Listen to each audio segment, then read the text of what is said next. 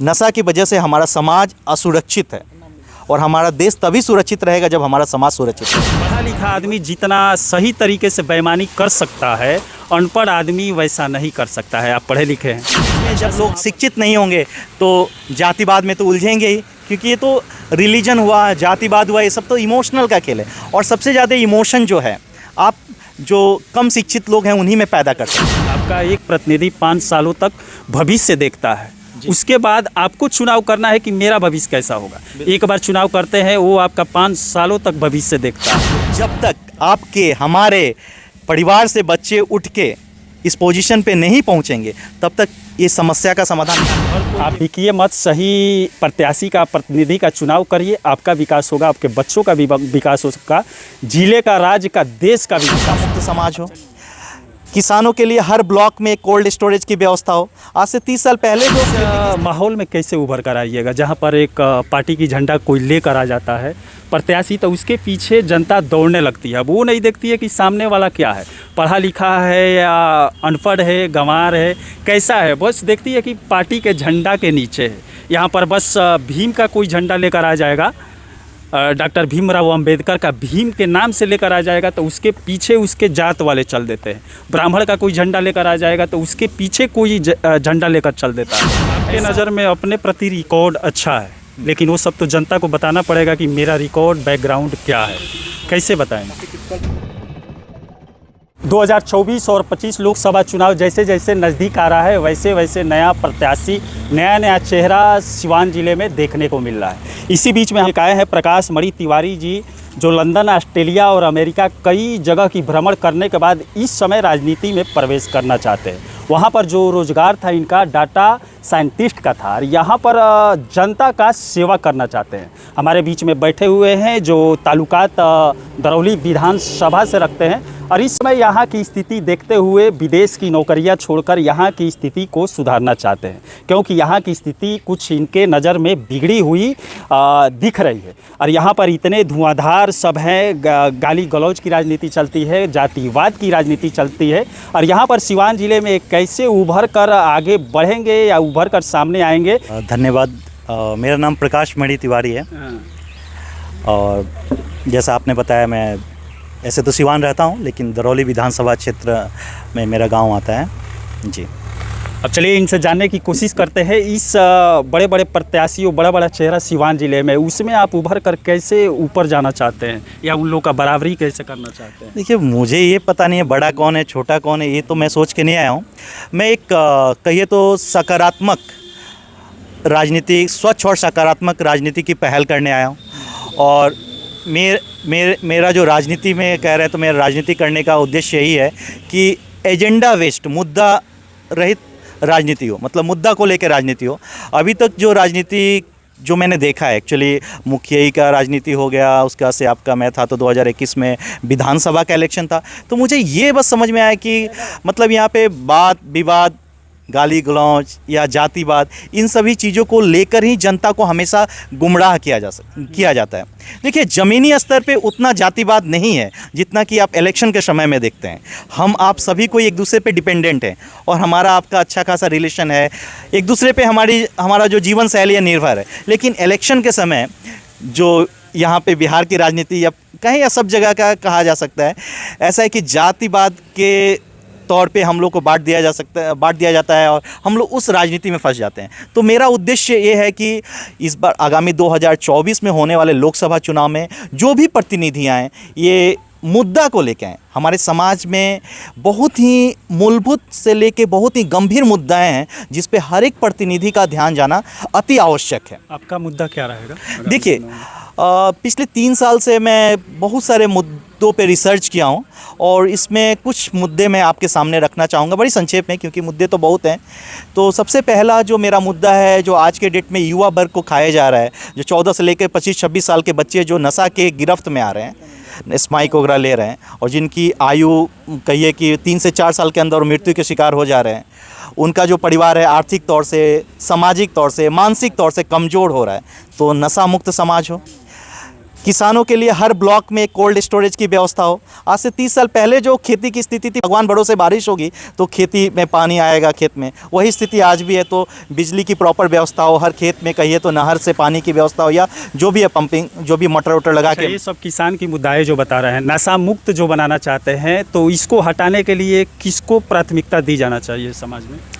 समाज में नशा मुक्त करने के लिए सबसे पहले हम लोगों को प्रशासन के साथ मिल के, जो भी प्रतिनिधि यहाँ पे नेतृत्व में हमारे यहाँ, उनको प्रशासन के साथ मिल के प्रशासन पे प्रेशर क्रिएट करके इस पे बहुत ही सख्त कदम उठाना पड़ेगा। देखिए, तो चुनाव में जो मुद्दा पहले प्रधान माना जाता है, जो रखा जाता है, मतलब शिक्षा एक बेसिक है। शिक्षा अगर अच्छा से मिलेगा समाज को तो शायद नशा मुक्त भी जिला हो सकता है, नशा मुक्त देश भी हो सकता है, राज्य भी हो सकता है। किसानों का भी विकास होगा, किसान भी पढ़ा लिखा होना चाहिए। तो सबसे ज़रूरी क्या है? देखिए, मैं समझ गया आपका क्वेश्चन। देखिए, मैं नशा मुक्त की पहले बात करूंगा। देखिए, नशा का साइड इफ़ेक्ट बहुत गहरा है। नशा की वजह से हमारा समाज असुरक्षित है, और हमारा देश तभी सुरक्षित रहेगा जब हमारा समाज सुरक्षित रहेगा।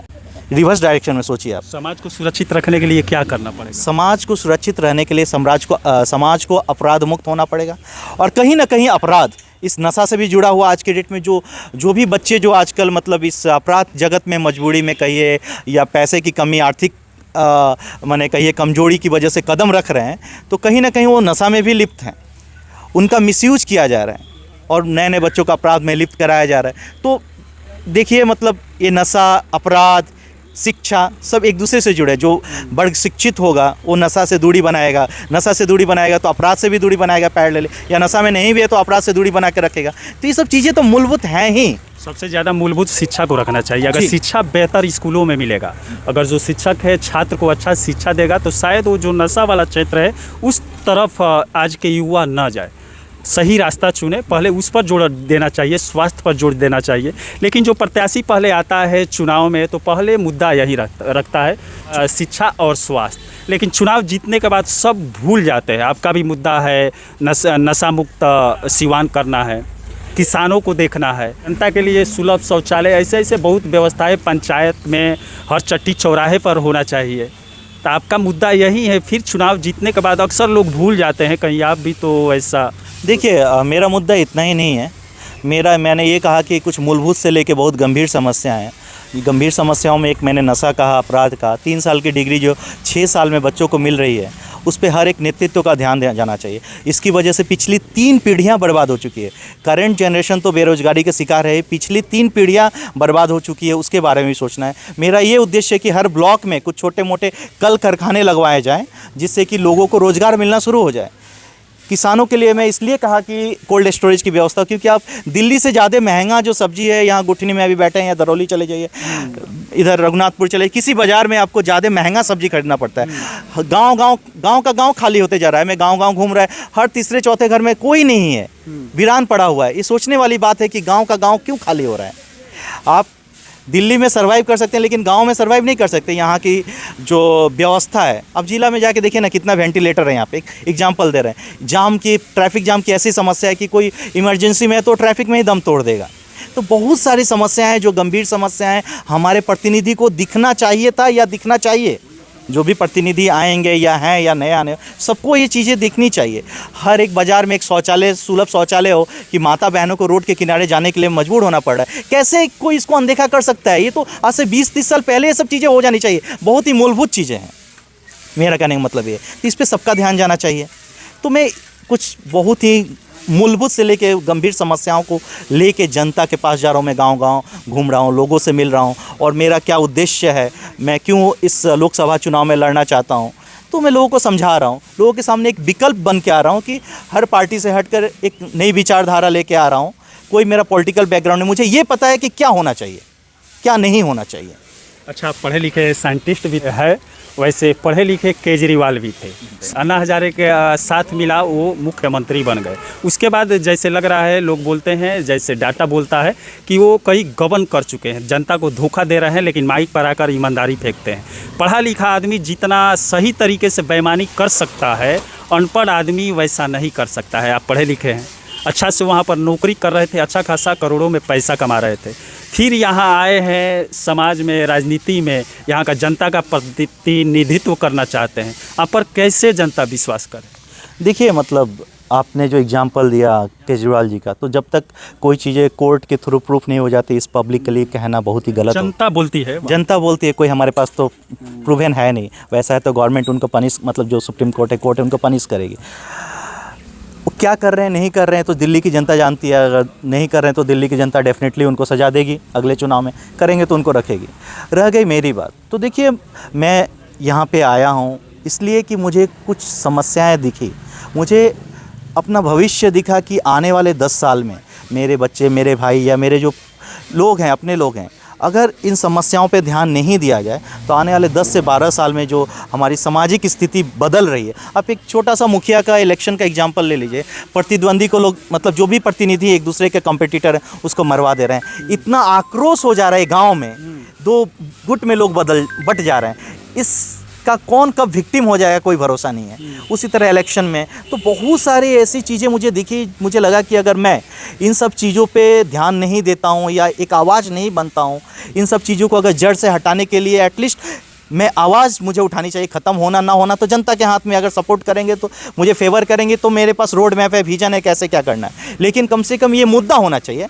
मुद्दा हमारे यहाँ आलू प्याज टमाटर पेट्रोल और गैस रहता है, वो तो होना चाहिए, दाम कम होना चाहिए। अच्छा, लेकिन नशा, ये गंभीर जो भी समस्या है वो मुद्दा होना चाहिए हमारे इलेक्शन का। नशा मुक्त में अभी तक कुछ किए हैं कि नहीं? देखिए नशा मुक्त के लिए सबसे बड़ी जो स्माइक वाली प्रॉब्लम है हमारे यहाँ, इसमें जो बच्चे हो मेंटली डिस्टर्ब हो जा रहे हैं और उनकी वजह से घर में, जिस घर में भी बच्चे मतलब मेंटली डिस्टर्ब रह रहे हैं, स्माइक ले रहे हैं, उन घर के लोग काफ़ी डरे रह रहे हैं। तो पहली बात तो जो विक्टिम है, मतलब जो नशा के गिरफ्त में है, उससे लोग डर रहे हैं। उनको एक ही सॉल्यूशन है उनका कि आप नशा मुक्ति केंद्र में भेजें। नशा मुक्ति केंद्र से आने के बाद उनको ऐसा माहौल दिया जाए जहां नशा नहीं मिले। तो मैंने काफ़ी जो करीबी परिवार वाले हैं या घूम के लोगों से, गार्जियन को कन्विंस करके, मतलब बच्चों को रातों रात, मतलब वो नशा मुक्ति वाले लोग आते हैं उठा के ले जाते हैं, उनको भिजवाया गया है। लेकिन समस्या जानते हैं कहाँ पे आ रही है? 6 महीना बाद जब बच्चे आ रहे हैं, क्योंकि महीने में 15-16 हज़ार गार्जियन को देना पड़ रहा है, किसी तरह वो दे भी दे रहे हैं, तो जब बच्चे लौट के आ रहे हैं तो 1 महीना ठीक रह रहे हैं, फिर उसी नशा में लिप्त हो जा रहे हैं। तो इसका तो भेजना भी उनका बेकार हो जा रहा है। तो ये बहुत बड़ी समस्या है। जब तक इसको जड़ से ख़त्म नहीं किया जाएगा तब तक ये ख़त्म होने वाला नहीं है। अच्छा, आपको लगता है जातिवाद की राजनीति सिवान में होती है? देखिए जातिवाद की राजनीति थी, बहुत पहले से है, रहेगी। लेकिन मैं ये चाहता हूँ कि हर जाति में, हर वर्ग में, हर धर्म में, हर विचारधारा में अच्छे लोग होते हैं। मेरा ये मानना है कि आप अपने ही जाति से, अपने ही विचारधारा से एक जो सुयोग्य बंदा है, जो निजी स्वार्थ से ऊपर उठ के काम करने की भावना रखता हो या उसका प्रूवन रिकॉर्ड है, वैसे लोग को अगर नेतृत्व दिया जाए तो अच्छा काम करेंगे तो अपने आप जातिवाद चीज़ें खत्म हो जाएंगी। आपके नज़र में अपने प्रति रिकॉर्ड अच्छा है, लेकिन वो सब तो जनता को बताना पड़ेगा कि मेरा रिकॉर्ड बैकग्राउंड क्या है। कैसे बताएंगे? प्रत्यक्षम किम प्रमाणम। देखिए मैं चाहता तो मतलब 2021 आई थिंक जून में मुझे यहाँ से अमेरिका जाना था। मुझे बस ये एक ही चीज़ समझ में आया कि अगर आज से 10 साल बाद मेरा बेटा बड़ा होकर आएगा इस समाज में, तो ये लोग, यही लोग रहेंगे और जो स्थिति और बद से बदतर होती चली जाएगी। तो मैं उस सपने को त्याग दिया जो कि मेरे फैमिली के लिए एक ड्रीम था कि हम लोग यूएस में सेटल हो जाएंगे। मुझे एक कर्तव्य बोध कहें इसको, मुझे लगा कि मुझे यहाँ पे रह के पहले समाज को कुछ करना चाहिए, मतलब मुझे कोशिश करनी चाहिए। क्योंकि मैं अगर टैलेंटेड हूँ तो अपॉर्चुनिटी है यूएस, नहीं तो कहीं और मैं क्रिएट कर लूँगा, नहीं तो इंडिया में क्रिएट कर लूँगा। अरे जब आप किसी चीज़ में माहिर हैं, एक्सपर्ट हैं, तो आपको कहीं ना कहीं, एक डॉक्टर है तो 2 साल प्रैक्टिस बंद भी करेगा तो किसी हॉस्पिटल में जाके कर लेगा। वही हाल मेरा है, मैं तो कर ही लूँगा। तो मुझे लगा कि अपने बच्चे के लिए, अपने भाई के लिए, अपने समाज के लिए एक आवाज़ बननी चाहिए। होना ना होना अलग बात है। मतलब फ्यूचर आपको यहाँ पर तालिबान और अफगानिस्तान दिख रहा है? जी हाँ, मतलब लमसम जो पहले हाल था, मतलब जैसे वहाँ पे मतलब बेड़ो टोक गोलियाँ चलती थी, आज भी तो सिवान का वही हाल है। देखिए अच्छा, इस माहौल में कैसे उभर कर आइएगा जहाँ पर एक पार्टी की झंडा कोई लेकर आ जाता है प्रत्याशी, तो उसके पीछे जनता दौड़ने लगती है। वो नहीं देखती है कि सामने वाला क्या है, पढ़ा लिखा है या अनपढ़ है, गंवार है, कैसा है, बस देखती है कि पार्टी के झंडा के नीचे है। यहाँ पर बस भीम का कोई झंडा लेकर आ जाएगा, डॉक्टर भीमराव अंबेडकर का भीम के नाम से लेकर आ जाएगा तो उसके पीछे उसके जात वाले चल देते हैं। ब्राह्मण का कोई झंडा लेकर आ जाएगा तो उसके पीछे कोई झंडा लेकर चल देता है। ऐसा होता है, इस बीच में कैसे उभर कर आएंगे? देखिए, आपको एक चीज़ बताऊंगा मैं, जो झंडा ढोने वाले लोग हैं मुट्ठी भर लोग हैं। ढोने वाले ही नहीं हैं, जिताने वाले भी लोग हैं। जनता ही जिताती है उससे। बिल्कुल। अब इस समय भाजपा के नाम पर भाजपा का एक टिकट सिवान में मिल जाए तो उसके पीछे जनता आंख बंद करके दौड़ती चली जाएगी। क्यों? ये देखिए, तो मैं कहूँगा जनता का मतलब निश्चल जनता है। हर किसी का एक पार्टी के साथ, एक नेतृत्व के साथ अपनत्व का बोध होता है। ये तो पर्सनल फीलिंग है। अब ये नेतृत्व की दायित्व बनती है कि अपने जनता के लिए अच्छा करें। और मैं ये चाहूँगा मतलब आने वाली पीढ़ी में आप अपने भाई को, अपने बेटे को जिस तरह आप प्रोत्साहित करते हैं कि डॉक्टर बनिए, इंजीनियर बनिए, आईएएस बनिए, मैं कहूँगा कि आप अपने बच्चे के अंदर भी वो हौसला बढ़िए कि तुम एमपी बनो, एमएलए बनो। जब तक आपके, हमारे परिवार से बच्चे उठ के इस पोजीशन पे नहीं पहुंचेंगे तब तक ये समस्या का समाधान नहीं होगा। हर कोई एमपी एमएलए तो बन नहीं सकता है। वैसे अपने बच्चों को ये भी शिक्षा देना चाहिए कि अपना जो प्रतिनिधि चुनिए वो सही चुनिए, उस लायक बनाइए, उतना समझदार बनाइए कि जो प्रतिनिधि चुने उसको अच्छा चुने, कि मेरा भविष्य अच्छा से कटे। आपका एक प्रतिनिधि 5 सालों तक भविष्य देखता है, उसके बाद आपको चुनाव करना है कि मेरा भविष्य कैसा होगा। एक बार चुनाव करते हैं, वो आपका 5 सालों तक भविष्य देखता है। बिल्कुल। तो उसमें खरा कैसे उतरिएगा आप कि आपको 5 सालों के लिए लोग? देखिए, जो भी प्रतिनिधि होता है उसके हाथ में जनता का भविष्य रहता है। अगर आप देखेंगे बिहार का भविष्य, जो बिहार का भी स्थिति है, तो किसी ना किसी नेतृत्व की वजह से ही ऐसा हाल है। वहीं दूसरे जो प्रदेश हैं कितने आगे चले गए हैं, हमारा प्रदेश, ये सब चीज़ें क्या कमी है, इसके पीछे क्या राज है? क्यों दूसरा राज्य आगे जा रहा है? क्यों बिहार पीछे जा रहा है? क्या राज है? देखिए, ये चीज़ें किसी से जातिवाद की राजनीति है या बहुत पार्टी सारी की चीज़ें हैं। राजनीति, देखिए, या पैसों की राजनीति? ये सब चीज़ें किसी से छुपी हुई नहीं। जो भी छुपा हुआ था कोरोना के सामने, सबके सामने खुल गया। वही मतलब ऐसी घटना थी कोरोना का, जो समय कालखंड था, जो सबको सोचने पे मजबूर कर दिया अपने सरकार के बारे में कि हम क्या हैं, हमारी स्थिति क्या है। दूसरे प्रदेश में जहाँ गवर्नमेंट अपने पब्लिक को रखने के लायक है, उनको ट्रीटमेंट दे रही थी, हमारे पब्लिक मतलब रोड पे चल रहे थे। देखिए, इसकी वजह एक ही है कि हमारे समाज में पिछली 3 पीढ़ियाँ बेरोजगारी, कल कारखाने नहीं खुले, शिक्षा व्यवस्था को बहुत ही कमज़ोर कर दिया गया। यूनिवर्सिटी जो 3 साल में डिग्री चाहिए 6 साल में दी जा रही है, दूसरे प्रदेश में लड़के 5 साल में मास्टर डिग्री कर ले रहे हैं, यहाँ पे 3 साल में ग्रेजुएशन कंप्लीट नहीं हो रहा है। तो आप तो एक एज एक्सपायर हो जा रहा है, आपका मनोबल टूट जा रहा है, कितने अपॉर्चुनिटी आप खो दे रहे हैं। तो बहुत सारी चीज़ें हैं। और इसी बीच में जब लोग शिक्षित नहीं होंगे तो जातिवाद में तो उलझेंगे ही, क्योंकि ये तो रिलीजन हुआ, जातिवाद हुआ, ये सब तो इमोशनल का खेल है। और सबसे ज़्यादा इमोशन जो है आप जो कम शिक्षित लोग हैं उन्हीं में पैदा कर सकते हैं। अच्छा, आप जिस पद पे प्रत्याशी के लिए खड़ा है वो अहम पद है जी। तो लोग भी ये जानना चाहेंगे कि आपका पसंद क्या है, आपका पसंदीदा मुख्यमंत्री कौन है? 2 option, Nitish Kumar, Yogi. Of course अभी तो योगी जी मुझे पसंद है, और नीतीश कुमार का जो पहला 5 साल था वो भी पसंद था। अभी जो बिहार में रोड दिख रहा है, क्योंकि हम लोग 20 साल पहले की स्थिति देखें हैं, 30 साल पहले क्या स्थिति थी, तो जो बिजली दिख रहा है आज के डेट में, या बहुत सारी चीज़ें हैं नीतीश कुमार ने किया है। कुछ पहले 5 साल अपराध मुक्त भी रहा हमारा प्रदेश। तो नीतीश कुमार को तो मैं कहूँगा एक निस्वार्थ नेता है, क्योंकि ना उनका बेटा है पॉलिटिक्स में, ना वाइफ है, ना कोई है। लेकिन अब ये भी हो सकता है उनका बेटा उस लायक नहीं। वैसे कंपैरिजन कीजिए तो बहुत सारे नेता हैं जिनके बेटे लायक नहीं है, फिर भी गद्दी पे बैठने के लिए कोशिश में या बैठे हैं। तो अच्छा, नीतीश कुमार पीएम पद के लिए कैसा रहे? देखिए, पीएम पद के लिए अभी उतने प्रबल दावेदार मुझे नहीं दिख रहे हैं, क्योंकि बहुत डिप्लोमेटिक होना पड़ता है। अच्छा, अपने आप को पीएम पद के लिए हम कहना कि मैं उस लायक हूँ, कहाँ तक सही है? देखिए, ये तो उनका अपना अनुभव रहा है, इतने सालों से मुख्यमंत्री रहे हैं, लमसम मोदी जी के बराबर उनका कालखंड रहा है पॉलिटिक्स में, उनसे ज़्यादा कई सीनियर हैं पॉलिटिक्स में। अच्छा, वर्तमान में जो सिवान जिले का सांसद हैं उनके बारे में क्या कहना चाहिएगा? क्या कमियां दिखाई दे रही देखिए, मैं किसी के बारे में खुल कर बोलिएगा। देखिए, मैं किसी के बारे में टीका ये बात नहीं है, आपको जनता का दिल जीतना है। हाँ। तो विपक्षी के बारे में खुलकर तो बोलना ही पड़ेगा। विपक्षी- बुराई क्या है, अच्छाई? अगर अच्छाई है तो अच्छा बोलिए, बुराई है तो बुराई। बिल्कुल। देखिए, एज ए मतलब एक आम जनता के नाते मैं तो ये कहना चाहूँगा कि एक महिला प्रतिनिधि हैं, तो उनका जो ध्यान है कुछ महिलाओं की समस्याओं की तरफ जाना चाहिए था। हर बाज़ार में एक सुलभ शौचालय की व्यवस्था होनी चाहिए थी, लेकिन उनका नज़र कैसे नहीं गया, ये बहुत आश्चर्य लगता है मुझे, क्योंकि सरकार केंद्र में भी हो रहे हैं और राज्य में भी उनके कोई बड़ी चीज़ नहीं है। दूसरी चीज़ ये है कि बस स्टैंड हो गया या शिक्षा व्यवस्था, एटलीस्ट मैं ये चाहूँगा जो भी प्रतिनिधि यहाँ से चुन के जाते हैं सांसद भवन में, पिछले 20 से 25 साल से का रिकॉर्ड आप उठा के लिए कोई भी प्रतिनिधि नहीं जो सांसद भवन में अपने समाज की समस्याओं को उठाया हो। तो ये एक्सपेक्ट रहता है। आप यहाँ पे सिवान में इतना भौकाल सब कोई कर देता है, इतना चिल्लाता है मीडिया के सामने ये है, लेकिन आप सांसद भवन में जाके क्यों नहीं चिल्लाते हैं? मेरा क्वेश्चन हर एक प्रतिनिधि से है कि आप यहाँ की समस्याओं को क्यों नहीं उठाते हैं? हर बार बिहार आपको एक अच्छे संख्या में, इस बार 39 था, तो ऐसे बहुत भारी संख्या में हमेशा जिसकी भी गवर्नमेंट रही हो एमपीज़ देते रहा है। फिर भी बिहार की ऐसी स्थिति क्यों? आप अगर एमपीज़ मिल के चाहते तो बहुत सारे कल कारखाने बिहार में ला सकते थे। प्राइवेट कंपनियां अगर नहीं भी आती तो केंद्र सरकार के बहुत सारी सब्सिडरीज कंपनीज यहाँ पे आ सकती थी, लेकिन आप सभी लोग इसमें फेल रहे हैं और जनता इन सभी चीज़ों को देख रही है। अच्छा, जिस पर जोर इस देश का मुखिया ही नहीं दिया, इस राज्य का मुखिया ही नहीं दिया, तो एमपी क्या करे?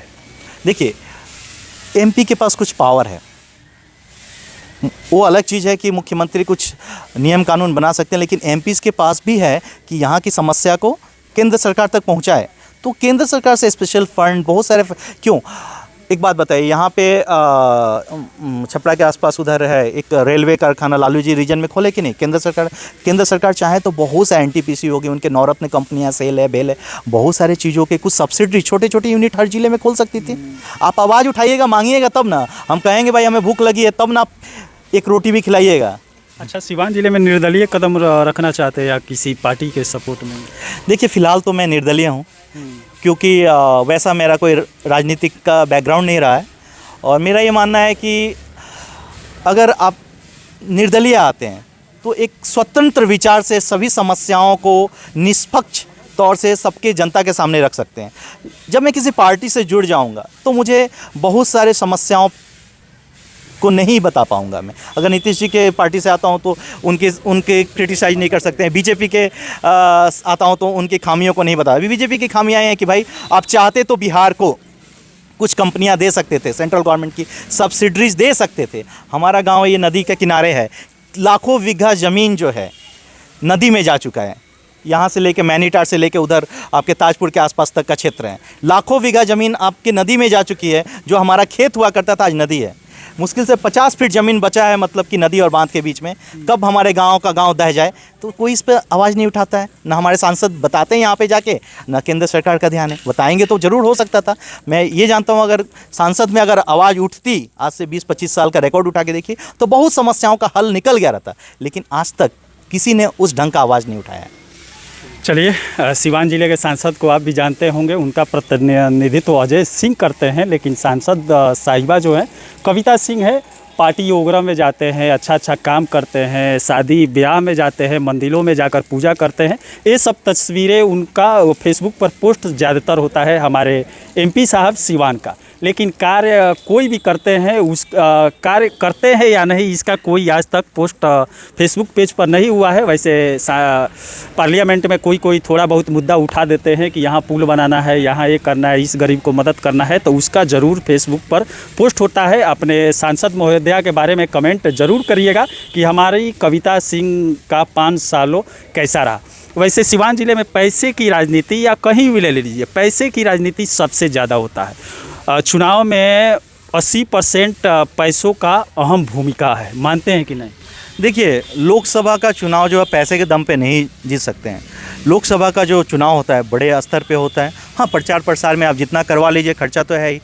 कुछ ही लोग हैं, मुट्ठी भर लोग हैं जो पैसा लेके पूरी जनता को बरगलाते हैं। आज भी हमारी जनता जो है निस्वार्थ एक पार्टी को, एक जाति को, माने निस्वार्थ आंख बंद करके उनको वोट देती है, अपना समझ के। हम ठगे बात अलग है, लेकिन आज भी हमारी जनता जो है 90% जनता या 95% जनता कहिए, एक पार्टी को, एक विचारधारा को, एक नेतृत्व को अपना समझ के आंख बंद के करके उस पर वोट देती है। चलिए, जनता से मैं ये भी कहना चाहूँगा कि सही नेता तो आप चाहते हैं, लेकिन बदलना आपको भी पड़ेगा। अगर कोई वोट लेने जाता है तो उससे आप सवाल कर सकते हैं कि वो मेरे लिए नेता क्यों बन रहा है, भविष्य में मेरे लिए क्या करेगा। लेकिन ये आपको भी सुधरना पड़ेगा। जो आप पैसे के लिए उसको वोट देते हैं, उस एक वोट से वो कितना करोड़ों बना लेता है। आप बिकिए मत, सही प्रत्याशी का, प्रतिनिधि का चुनाव करिए। आपका विकास होगा, आपके बच्चों का भी विकास हो सकता, जिले का, राज्य का, देश का भी विकास।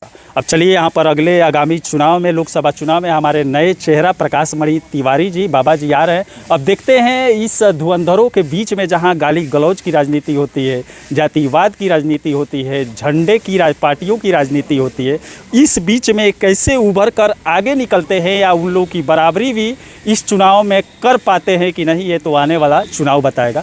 चलिए इसी के साथ मैं मनिंदर सिंह, दबंग 24 से धन्यवाद।